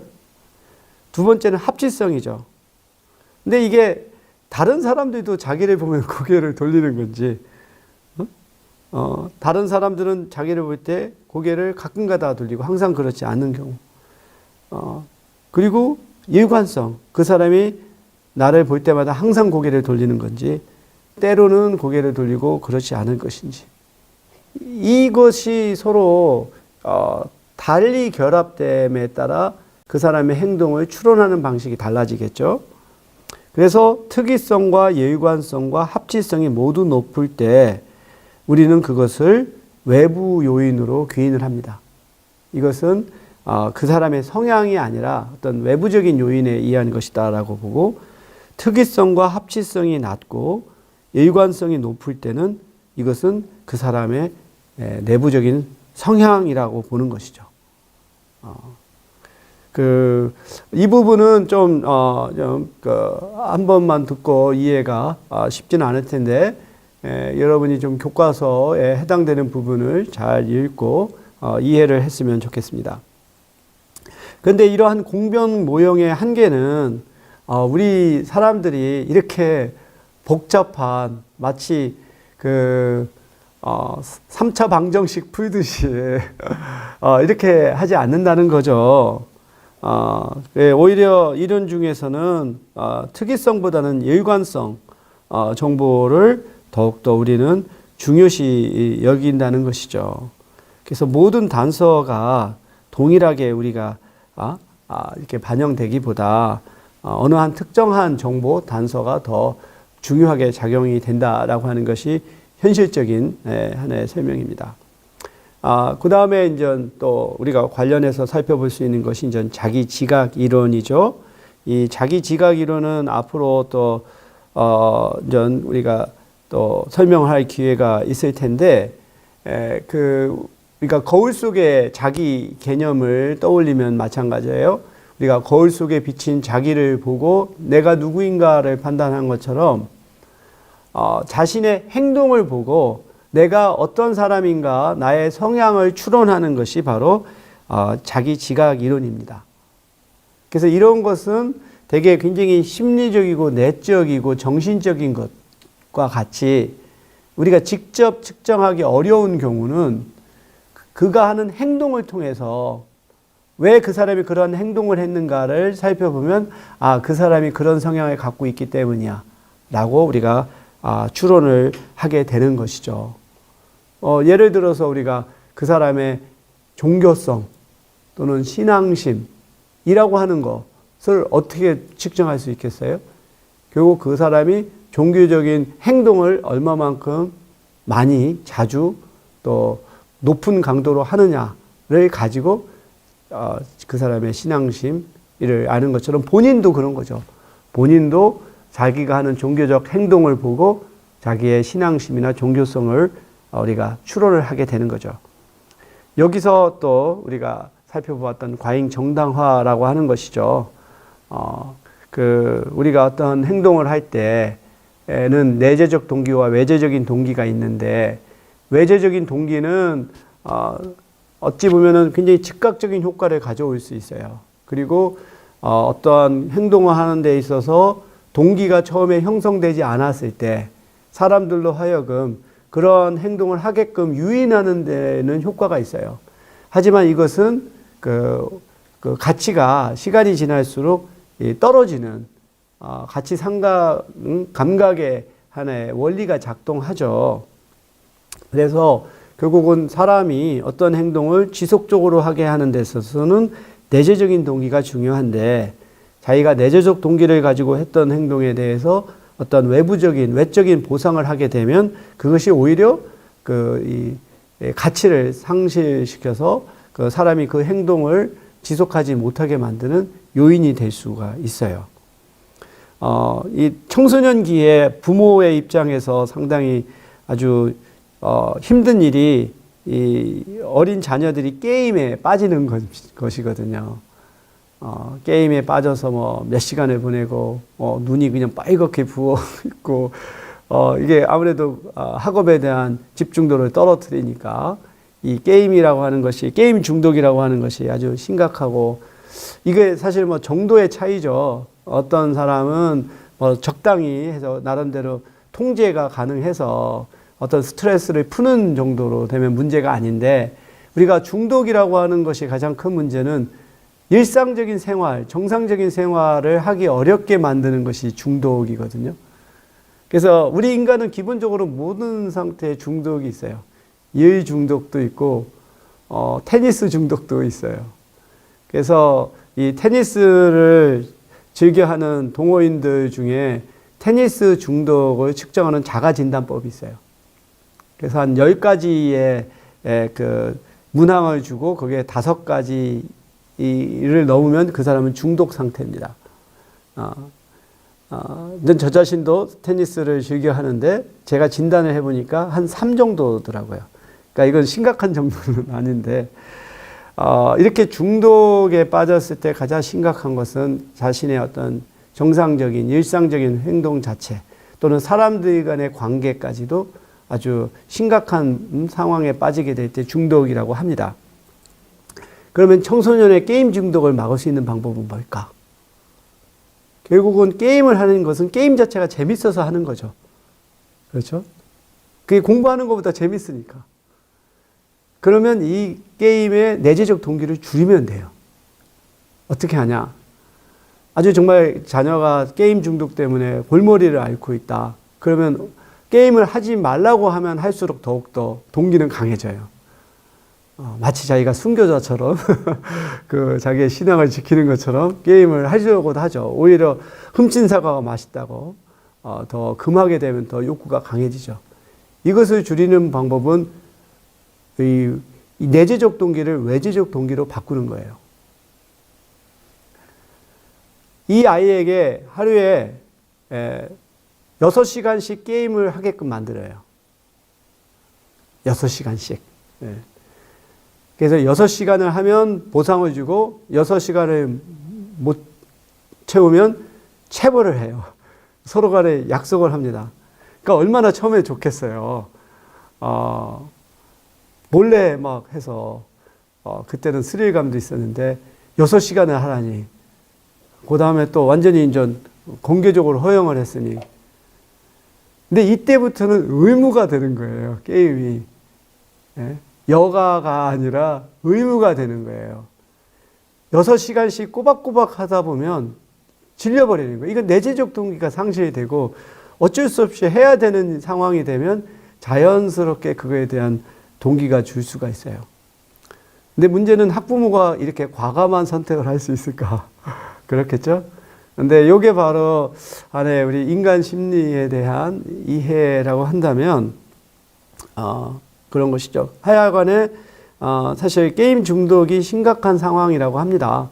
특히 청소년기에는 이것이 왜냐하면 그 시기가 또 중요한 시기라 어느 한 단계를 넘어가야 되는 시기인데, 이게 다른 것에 이렇게 집중되었을 때 그 단계를 못 넘으면 계속해서 정체될 수밖에 없는, 그래서 사실 게임 중독은 심각한 문제라고 생각되고, 이것을 풀어가는 방법 중에 바로 이런 내재적 동기와 외재적 동기를 사용하는 것도 우리가 고려해 볼 수 있겠습니다. 그 성취귀 이론은 그 와이너라고 UCLA 심리학과 교수가 그 개발한 이론인데요. 이건 성공과 실패에 관한 귀인 이론이라고도 불립니다.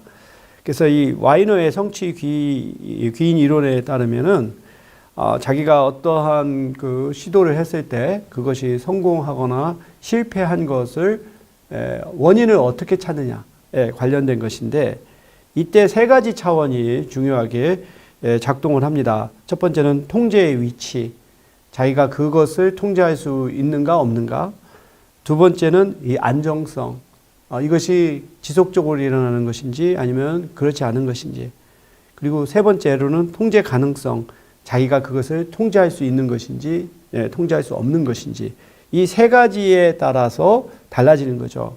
그래서 통제의 위치가 이게 나한테 있는 것인지 아니면 외부에 있는 것인지, 그 다음에 통제가 가능한 건지 또는 통제가 불가능한 건지, 그 다음에 이러한 것이 또 안정적인 것인지 불안정한 것인지, 이것이 세 가지 차원이 서로 그 조합이 되면서 그 모두 이전 그 8가지의 하나의 서로 다른 귀인이 나오는 거죠. 우리가 대표적인 예로 시험을 치렀는데 거기서 합격을 했다 해서, 우선은 시험이라고 하는 것은 한편으로는 그 시험 범위라고 하는 것이 정해져 있으니까 통제 가능한 거죠. 영역에 있고, 그 다음에 이것은 그 안정적인 것이죠. 자기가 노력한 바에 따라 결과가 나오는 것이니까. 이런 경우에 우리는 자신의 노력에 의해서 이 결과가 나왔다라고 보는 거예요. 그런데 뭐 이런 경우가 있을 수가 있죠. 이 성공과 실패의 원인을 찾는 데는 이 통제의 위치, 통제의 가능 여부, 그리고 이것이 얼마만큼 안정적이냐, 불안정적이냐, 이것들이 서로 조합이 되면서 모두 8가지의 서로 다른 귀인이 나타나게 되는데, 우리가 시험의 예를 들어서 자기가 시험을 쳤는데 합격했다. 이런 경우에 바로 시험의 범위가 정해 있는 것이니까 통제의 위치는 내적인 것이고, 그 다음에 이것은 일관되게 시험의 난이도가 나오는 것이니까 이건 안정적인 것이고, 이런 경우 자기가 시험에 합격한 것은 자신이 노력을 해서 그런 것이다 라고 볼 수가 있죠. 만약에 자기가 시험에 실패했다 라고 할 경우, 이것을 우리는 설명을 할 때 선생님이 시험 범위 밖의 것을 냈다 라고 할 경우, 이거는 자기가 통제할 수 있는 영역 밖에 있는 것이죠. 그래서 선생님이 계속해서 시험을 내는데 가리킨 거 아닌 색다른 거, 자기만의 주관적인 거 낸 경우 자기는 성공하기가 어렵겠죠. 뭐 이런 식으로 우리가 여러 가지의 그 차원들을 조합을 해서 자기가 실패한 것과 성공한 것의 원인을 우리가 찾게 되는 거죠. 근데 이러한 와이너의 귀인 이론이 중요한 것은 이것은 우리의 하나의 정서, 그리고 다음의 행동에 굉장히 영향을 미친다는 거예요. 우리가 이것을 동일한 성공과 동일한 실패라 할지라도 그것을 어떻게 귀인하느냐에 따라 우리는 정서적으로도 크게 영향을 받을 수도 있고 다음의 결과가 또 달라질 수가 있어요. 그래서 만약에 우리가 성공을 내부 귀인하게 되면 우리는 자부심을 얻게 되고, 이것을 실패를 내부 귀인하면 부끄러움을 경험하게 되죠. 그리고 우리가 실패했을 경우에 이 죄책감이라고 하는 것은 내적이겠고, 그리고 그 우울한 감정은 이것이 자기가 일종의 자기의 내부의 탓인데, 이것이 통제 불가능할 때 우리는 우울감에 빠지게 되죠. 이것은 자기가 아무리 뭐 노력한다고 해서 극복이 될 수 없다라고 되면은 우울감을 갖게 되고, 이것이 지속이 되게 되면 일종의 학습된 무기력 상태에 빠질 수가 있어요. 그러니까 우리가 갖는 분노라고 하는 감정은 이것은 자기 탓이 아니라 남의 탓인데, 이것이 통제 가능할 때 우리는 분노를 하게 되죠. 그 다음에 연민과 동정심은 이것이 외적이면서 통제 불가능할 때, 다른 사람이 굉장히 어려운 처지에 놓여져 있어요. 근데 그 어려운 처지가 그 사람 탓이 아닌 외부 탓이고 그걸 어떻게 우리가 극복할 수 없을 때는 연민과 동정심의 감정을 갖게 되는 거죠. 지금 우리가 코로나 사태를 두고도 우리는 서로 다른 방식으로 귀인을 하죠.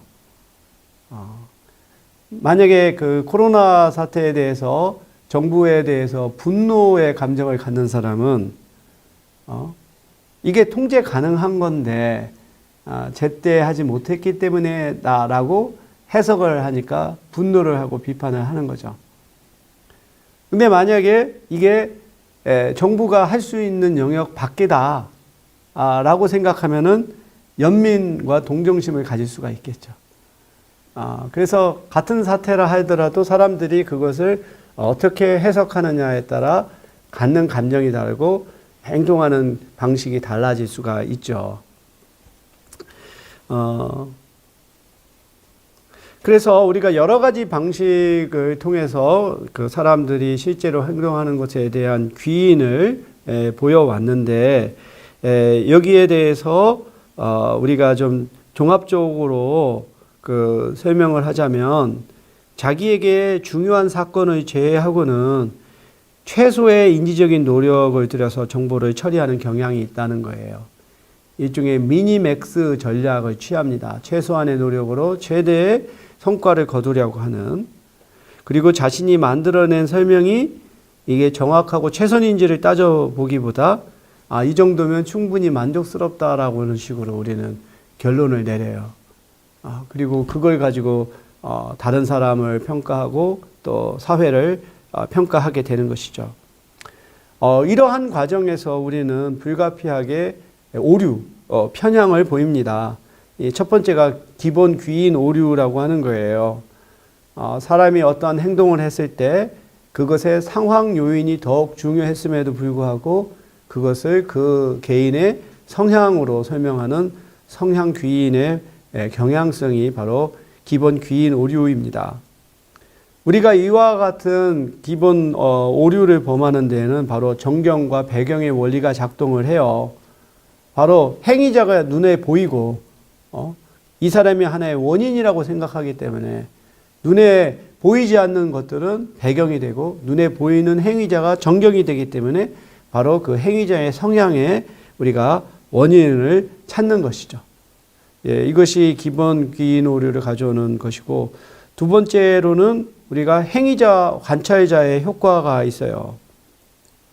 사람들은 다른 사람의 행동은 성향 귀인을 하고 자신의 행동은 상황 귀인을 하는 겁니다. 왜냐하면 다른 사람이 아까 말한 것처럼 길을 물어봤을 때 퉁명스럽게 대답을 했을 경우 그 사람의 처해져 있는 상황을 모르죠. 그러니까 그 사람의 성향이 그렇다라고 하는데 자기는 자기가 알거든요. 자기가 지금 어떠한 상황에 있는지를 아니까 그것으로 설명을 하게 되는 거죠. 그만큼 우리는 행위자와 관찰과 간에 서로 갖고 있는 정보가 차이가 큰 거예요.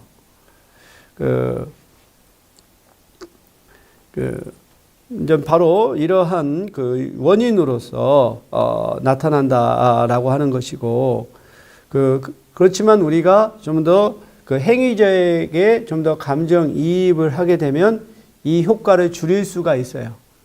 그 사람의 처지를 우리가 좀 더 잘 이해하면 그 사람의 내부 성향이 아니라 외부의 요인으로 바라볼 수가 있는 그런 것이고, 우리가 거기에 관여 수준이 더 높으면 높을수록 이걸 그 사람 탓을 하지 않는, 그리고 연민과 하나의 공감의 것이 더 커질 수가 있다라고 볼 수가 있습니다. 앞서 말했던 것처럼 이렇게 행위자와 관찰자가 서로 갖고 있는 정보의 양이 다르니까 바로 이러한 효과가 나타나는 것이고, 또 관점이 다른 거죠. 행위자는 자신의 행동이 지닌 특출성을 우리는 지각을 하지 못해요. 그래서 이제 자기의 입장에서는 상황 요인이 더욱더 특출되게 보이는 것이죠. 이러한 맥락에서 또 나오는 것이 포컬리즘입니다. 그 초점주의. 우리는 현재 일어난 사건만을 지나치게 확대하는 경향이 있는 거죠.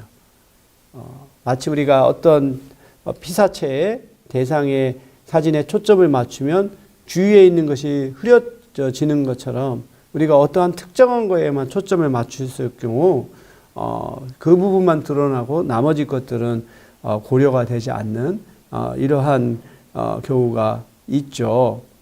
그래서 보통 언론 같은 데서 어떠한 사람이 말을 한 것을 특정 부분만 딱 떼서 보도를 하죠. 그러면 그 자체만 보면 굉장히 문제가 큰 것처럼 보이는 거죠. 하지만 전체적인 맥락에서 보면 그렇지 않을 텐데, 이것이 이제 당하는 사람 입장에서는 굉장히 억울하죠. 이제 그 미디어의 속성이 이제 그런 거라고 우리가 이제 볼 수밖에 없겠지만, 그리고 이제 앞서 말했던 어떤 특출성의 효과가 여기서 드러나는 것인데, 테일러와 피스크가 아주 흥미로운 실험을 했어요. A라고 하는 사람과 B라고 하는 사람이 서로 마주보고 대화를 하게 돼요. 일상생활에서 일어났던 얘기. 그리고 그것을 서로 다른 관점에서 이 두 사람의 대화를 관찰하게 한 거예요. 그래서 이 행위자 A와 B가 5분 동안 어떤 대화를 나누게 합니다. 전공에 대해서, 앞으로의 미래 커리어에 대해서, 고향에 대해서, 가족에 대해서 서로 대화를 하게 하는데, 이 사람들은 일종의 연구의 협조자이기 때문에 사실 동일하게 대화의 시간 또는 주도를 하는데, 그 사람들이 보는 관점에 따라 다른 거예요. 그래서 관찰자들로 하여금 둘 중에 누가 대화를 주도했는가, 누가 상대에게 더 영향을 미쳤는가라고 이렇게 자기가 느낀 바를 보고하게 했더니, 자기와 서로 마주보고 있는 관찰자가 더 대화를 주도했다라고 보는 거죠. 여기에서 보면은 이 관찰자 B의 입장에서는 B가 자기 앞에 있으니까, 그리고 A의 입장에서는 A가 보이고, 근데 C는 양쪽을 다 같이 보겠죠. 그러면 어떤 관찰자들이 누가 더 주도를 했는가를 이제 다른 관점에서 보게 되는데, 바로 이렇게 A를 이렇게 마주 본 사람은 바로 A가 더 주도를 했다. B를 본 사람은 B가 더. 근데 양쪽에서 본 C의 경우에서는 비슷해요. 그러니까 사실은 이들은 실험의 협조자이기 때문에 동일한 분량만큼 대화를 했음에도 불구하고 자기의 눈에 더 보인 사람이 마치 더 주도적인 것처럼 보인다는 거죠. 그래서 우리는 왜 이렇게 귀인을 할까? 자기에게 좋은 것은 내부 성향으로 돌리고, 자기에게 부정적인 것은 외부 성향에게 돌리고, 또 타인에게 긍정적인 결과는 외부 성향으로 돌리고, 부정적인 것은 그 사람의 탓으로 돌리는 것은 왜 할까? 이런 경우는 궁극적으로는 자기 고양 효과로 봅니다. 인간은 기본적으로 자기 자신을 긍정적이고 가치 있고 또 바람직한 사람으로 보고자 하는 성향이 있어요. 그게 자기 존중감이고 자기 효능감이고 자기 애가 되는 거죠. 그래서 결과가 나빴을 때 이걸 외부 탓으로 돌림으로써 자기를 보호하는 거죠. 그리고 좋은 것은 이걸 내부 탓으로 돌려서 자기를 고양하는 이러한 성향을 우리는 갖고 있어요. 근데 이런 것이 상당 부분은 보편적이지만 또 문화권에 따라 좀 더 또 차이가 있다. 이러한 서구 사회는 개인주의가 강하고 또는 하나의 능력주의, 메리토크라시가 강한 사회이다 보니까 개인이 주체가 되고 개인이 원인이 되고 그렇기 때문에 성향 귀인을 하는 그런 경향이 많은데, 동양과 같이 유교 사회와 같이 이런 집단주의가 강한 데서는 상황 귀인을 하는 경향이 더 많다라고 하는 거죠. 그래서 미국인들은 실패보다는 성공을 자신의 능력에 귀인했다라고 설명하는 반면, 이러한 유교 문화권에 있는 일본의 경우에서는 성공보다는 실패를 자신의 능력에 귀인한 것으로 나타난다는 거죠. 이것을 일종의 겸양의 편향이라는 거예요. 그래서 일본의 문화에서 보면, 우리도 그런 경향이 있지만 특히 일본의 경우에 있어서는, 자기 자신을 좀 더 상대보다 낮춰서 보는, 우리가 이제 대상성이라고 보잖아요. 그래서 상대의 관점에서 자기를 보는 것이 굉장히 일본의 문화에서는 굉장히 강하게 나타납니다. 그래서 상대의 관점에서 자기를 보고 자기를 좀 더 겸손한 부족한 존재로 인정하고 대신 그걸 뭔가 부단한 노력을 통해서 극복하고 개선하려고 하는 것이 굉장히 미덕으로 여겨지는 그런 문화를 보이고 있어요. 근데 이러한 것이 서양 문화에서 바라볼 때는 자기의 부족한 점을 인정하는 꼴이 되는 거죠. 이제 이런 것들. 그래서 바로 문화권들마다 상당한 차이가 있습니다. 끝으로 하나의 재미난 예가 되는데 각각의 문화가 사람들의 행동에서 어떻게 다르게 나타나는가를 보여주는 것에 우리가 어떤 연설을 하거나 발표를 할 때 처음에 어떻게 시작하는가가 나라마다 다 다르다는 거예요. 이제 미국인들이 어떤 발표를 할 때 또는 연설을 할 때 이 사람들은 조크를 먼저 해서 분위기를 이렇게 풀고 좀 더 이렇게 친근한 맥락에서 자기의 말을 풀어가는 경향이 있어요. 우리가 테드 강연 같은 걸 보면 되게 시작을 할 때 이렇게 조크로 해서 청중을 한번 웃기고 자기의 주제로 넘어가는 경향이 있죠.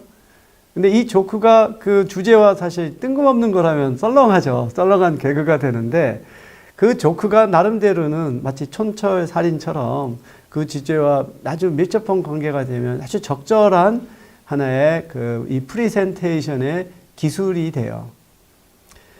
그럼 일본인들은 어떻게 할까? 저도 정말 많은 경우에서 이 패턴이 적용되는 것을 발견하는데 일본인들은 처음에 발표를 할 때 스미마셍부터 시작해요. 죄송합니다. 제가 참 이렇게 준비가 잘 부족해서 제가 이 분야의 전문가는 아닌데 이런 식으로 뭔가 자신의 부족함을 먼저 얘기하고 많은 양해 부탁드립니다 라고 하면서 시작을 해요. 이게 바로 경명의 미덕이 일본인들의 스피치 스타일에 반영된다라고 보겠죠. 그러면 한국인들은 어떻게 처음 발표를 시작을 할까요? 한국인들이 보이는, 이건 조크니까 여러분 그냥 조크로 받아들여 주세요. 한국인들은 간단히 말씀드리겠습니다. 딱 1분만 하겠습니다.